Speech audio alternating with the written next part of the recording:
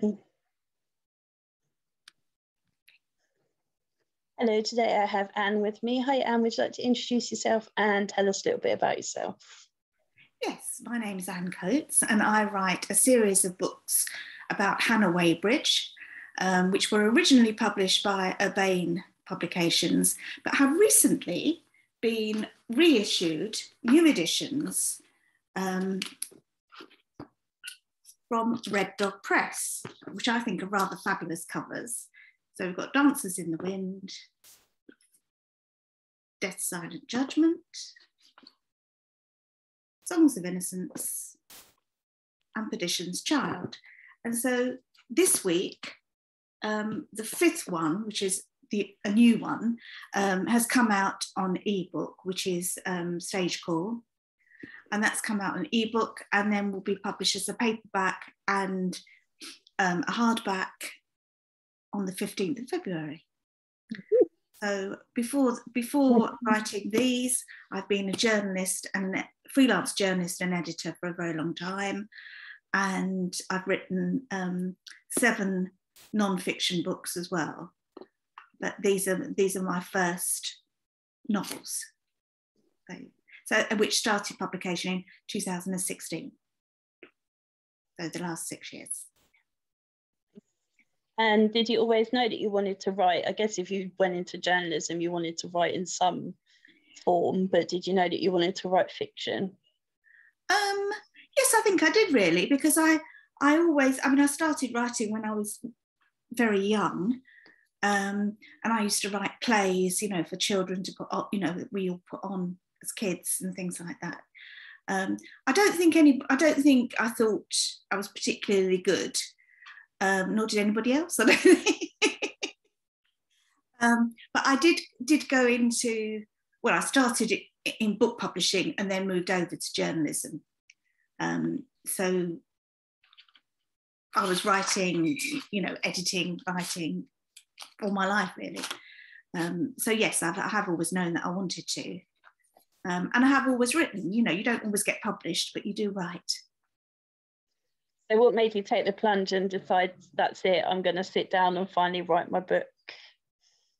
Well, I wrote the first one a long time ago, actually. And although it got some good feedback from various agents, it didn't really find a home. And everybody kept saying, change this bit or change that bit, and in the end you sort of think, that wouldn't have been my book at the end of this, So in the end, I just put it away and left it. And I was writing short stories for a long time then, as well as what other things I was doing. So I wrote for women's magazines, mainly short stories.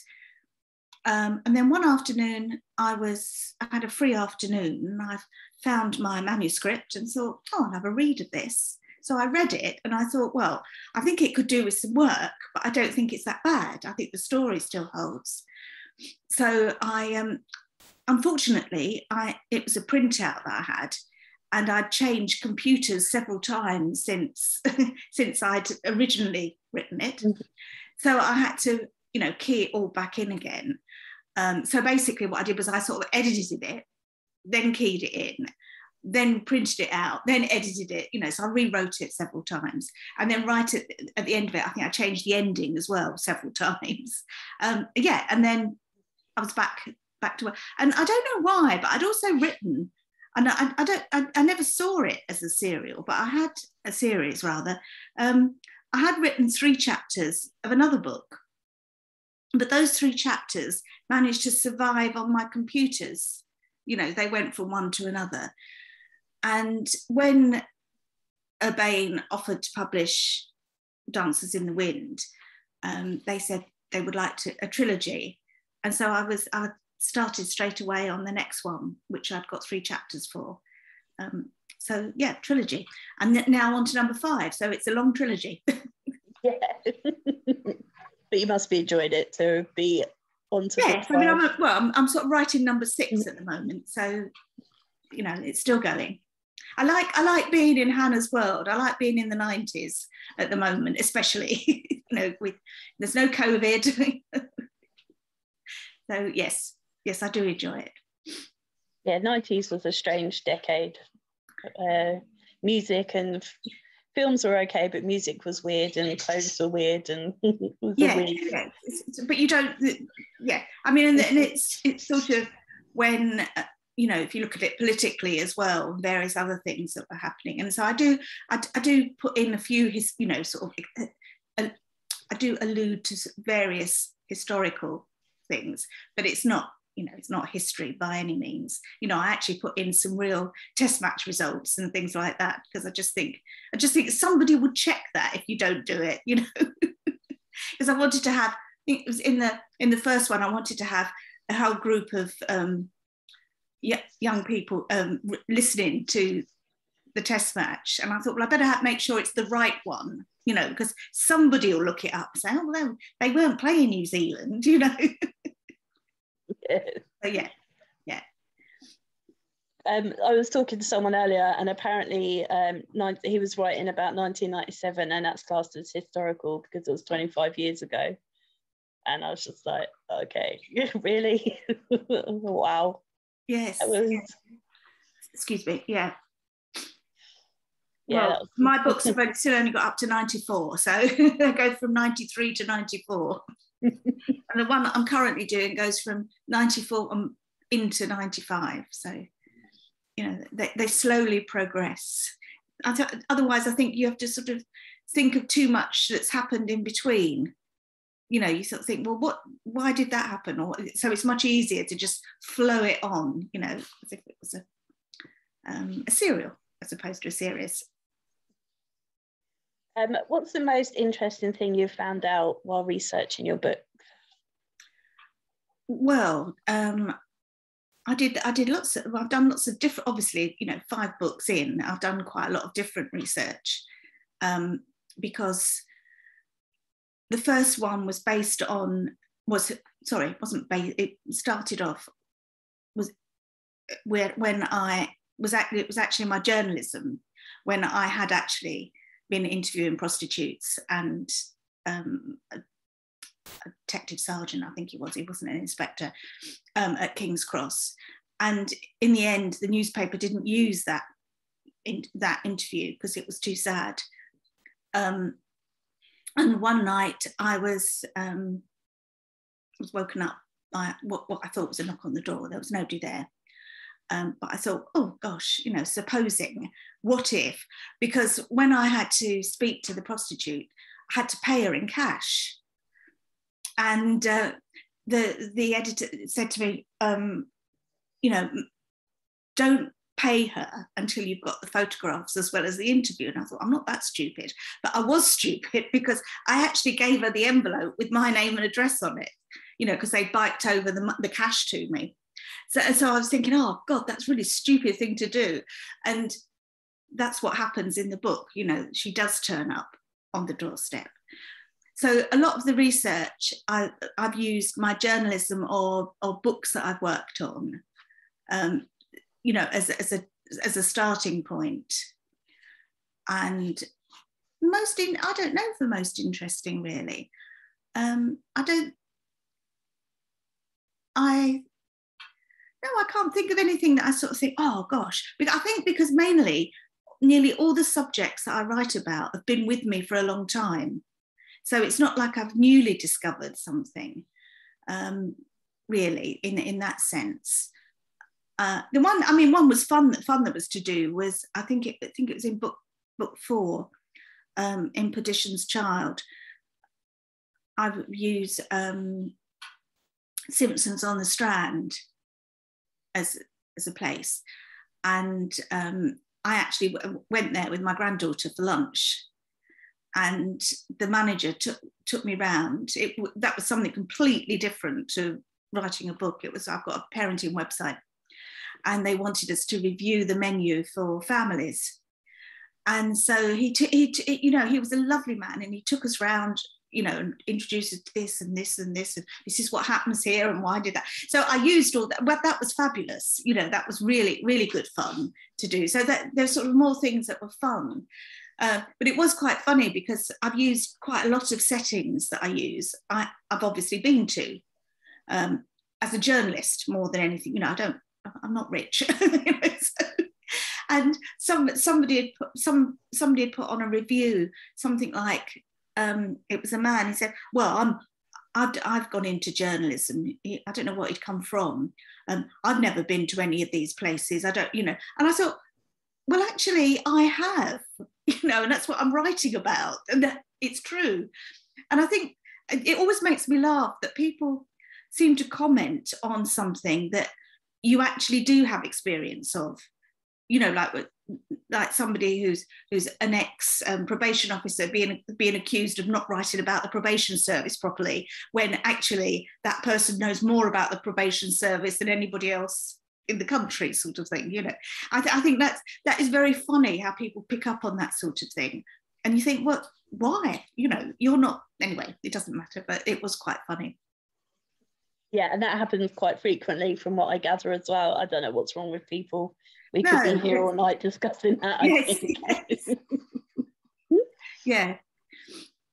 If you were to take out one of your characters for a meal, who would you choose and what would you ask them? Oh, I don't. Well, I rather. Who would I take out for a meal?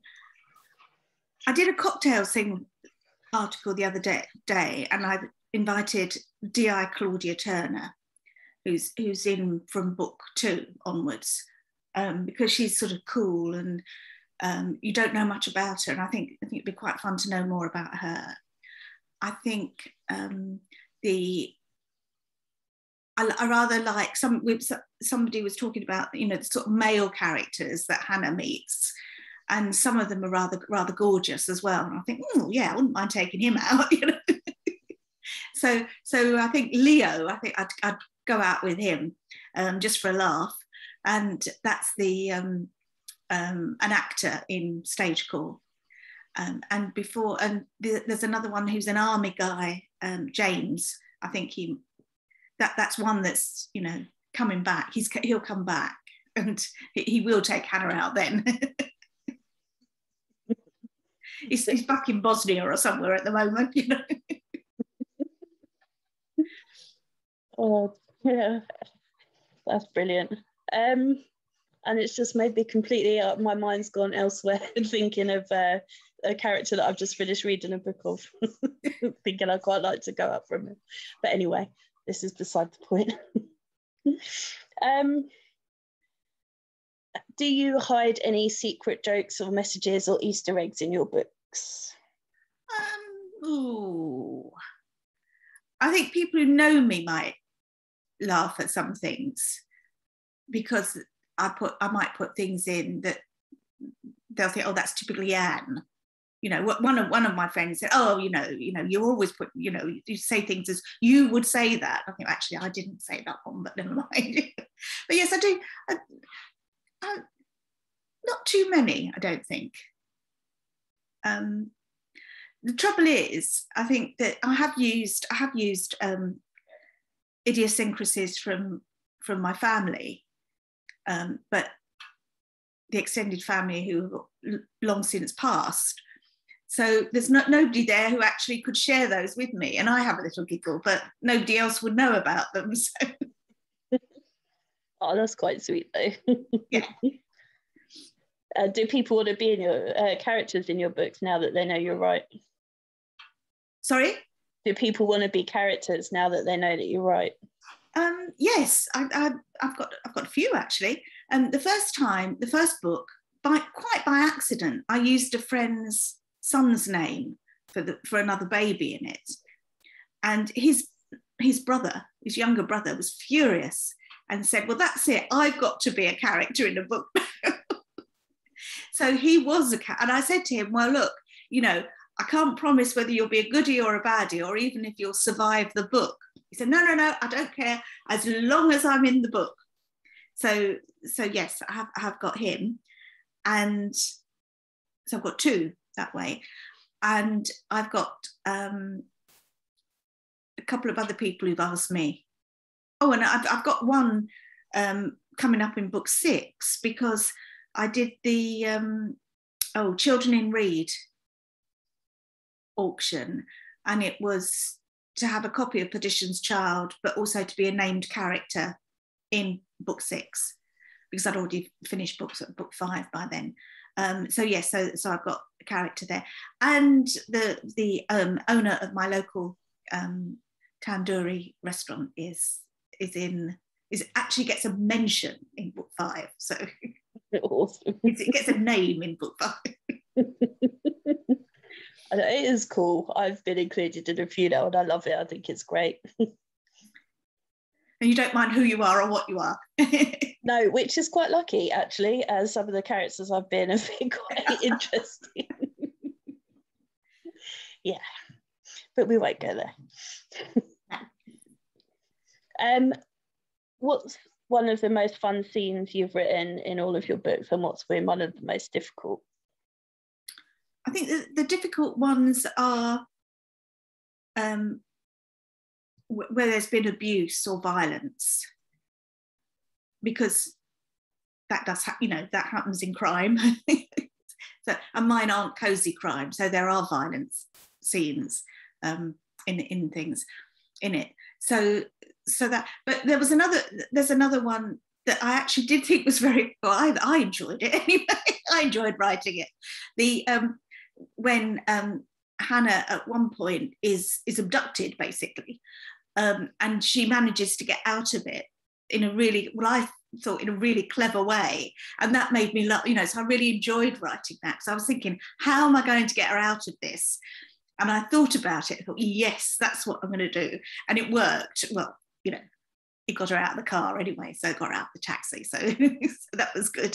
So I did have a laugh about that. But mainly, I think it's that I do feel sad with some of the sadnesses that are in the book, and I think there is a lot of people, a lot of my characters are deeply sad, and they face corruption, and they're victimized, and they don't have a voice, and Hannah becomes their voice.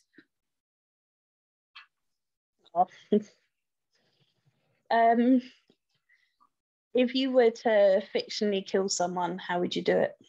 Oh, I've done it in lots of ways.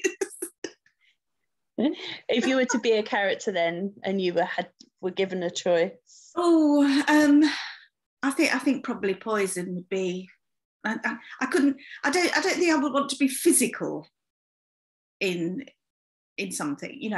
So I think poison would be a rather nice way of, and I'll say nice would be a way of doing it. When I was, I think it was in the first book, and I actually sat there with a knife against my throat, seeing how far I could go, because Hannah was actually being held in a knife grip, and I was so I don't think I'd be really wanting to stick a knife in somebody or anything like that. So I think probably poison would be my choice. And if you were fictionally murdered, who would you want to solve your murder? Oh my goodness! Well, Hannah, obviously. She'd come to my rescue. You'd be surprised. Sorry. So many authors don't say their own detectives, which surprises me and makes me laugh. Yes, well, I think Hannah, but also I have a policeman called Mike Benton, and he would be with her. So I'd know my murder would be in safe hands. And that's all you need to know. So that's good. I need to know. Yes, I'd be directing from above. Yeah. When you're editing, what's your most overused word or phrase? Oh, good God! Justice and just that. Looked. And you think, why are all these people looking? Or they are either physically looking, or they look as though, looked is a terrible one. But so what I tend to do with the words that I use so often is, search and find. So I do search, and I don't exchange, because otherwise you stop going through the manuscript. So every time, say it was looked, I would exchange it for looked written in red. And then I print it out, and then I've got them all there, and I can see how many times I need to change the sentence and everything from that. Yeah, because I do print out quite a lot, so quite often. Yeah, you have to be careful, don't you, if you find and replace, because you can end up with some funny words Yes. where it's replaced those letters. Yeah, exactly. Yeah. Since you first started writing, what's been your absolute highlight, your one moment you treasure forever? I had somebody phone me up, who knows me, obviously, because he phoned me up, and said, I've just finished, it was Songs of Innocence. He said, I think it was something, I've just finished Songs of Innocence. Are you free for a coffee? I've just got to talk about it with you. And I just thought that was wonderful. Oh. So yes, that was perfect. Have you made lots of author friends since you started writing? Well, before, really, because I was on Twitter before. Yeah, I was on Twitter. So yes, I have. One who I met very early on was Mel Sherratt, and she had a launch party in London, which I went to, and met a whole load of authors that, obviously I'd met them on Twitter, but I'd actually, met them in the flesh, which was lovely. And then I've seen them at festivals and that sort of thing, book launches. I do, when we used to have them. Yeah, well, fingers crossed for this year that they will go ahead. Absolutely, yes. Yeah. Are you planning on going to any this year? Well, it depends, really. Sort of what's happening. And I don't like to make plans at the moment, so I haven't booked any at the moment. So. And do you get a lot of feedback from readers? I do some. Some of it. Yeah, some people have sort of mentioned me on Twitter, or sort of tagged me in something, which is fortunately it's always been nice and not horrible.